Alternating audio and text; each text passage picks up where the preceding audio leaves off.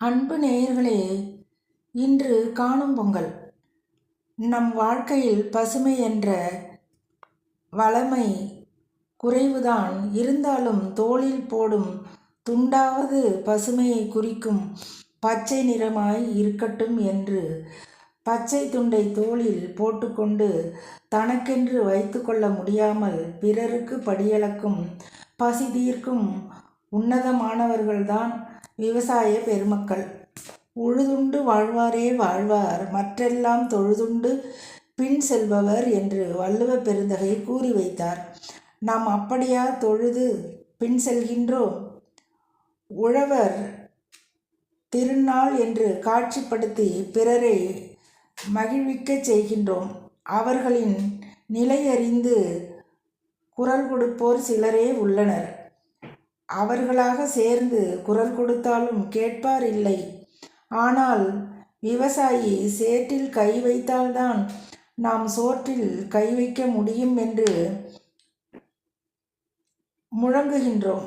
இப்படி முழங்கும் ஈர்க்கப்பட்டோர் எல்லாம் பாதிக்கப்படும் விவசாயிகளுக்கு என்று பொதுவான ஒரு வங்கி கணக்கை ஆரம்பித்து நமது புண்ணிய கணக்காக சிறிது தொகையை சேர்த்து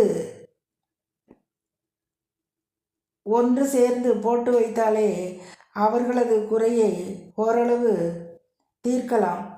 தொட்டதற்கெல்லாம் அரசாங்கத்தை குறை சொல்லி கொண்டும் அரசாங்கத்தை எதிர்பார்த்து கொண்டும் இருக்க வேண்டாம். நம் வாழ்க்கையில் ஏதோ புதையல் கிடைக்கிறது என்று வைத்து கொள்வோம். கால நேரம் பார்ப்போமா, உடனே எடுத்து வைத்து கொள்வோம். அப்படித்தானே பிறரது துன்பமும் வருத்தமும் நம் மனதில் பட வேண்டும்.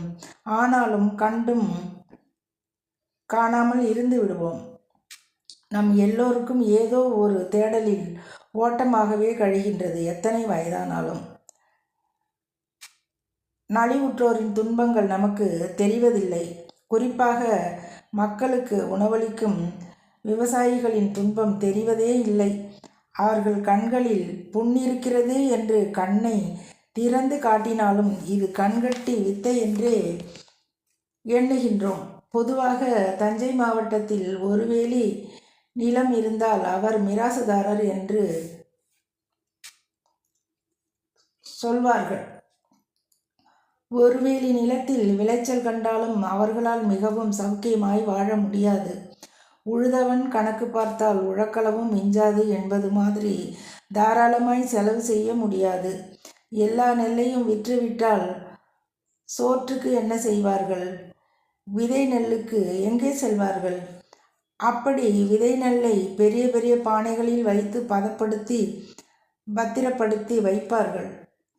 அத்தனை விதை பானைகளில் அவசரத்திற்கு ஒரு பானையை வீட்டு புழக்கத்திற்கு எடுக்கும்போது குடும்ப தலைவியின் கண்களில் கண்ணீர் முட்டிக்கொண்டு வந்துவிடும்.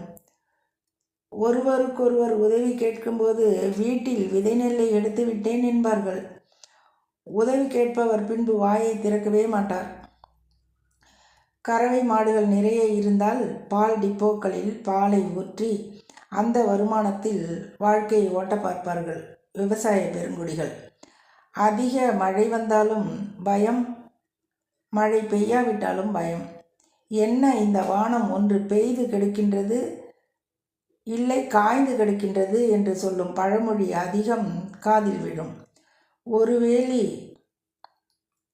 நிலமுடைய மாமனார் வீட்டிற்கு மருமகன் சென்றபோது இட்லியும் வெறும் பூண்டு சட்னியும் மட்டுமே வைத்ததால் அவர் மனைவியை திட்ட அந்த பெண்ணோ என்னிடம் வந்து, அறுவடையை எதிர்நோக்கி இருக்கிறார் என் அப்பா, அவர் கையிலும் பணமில்லை.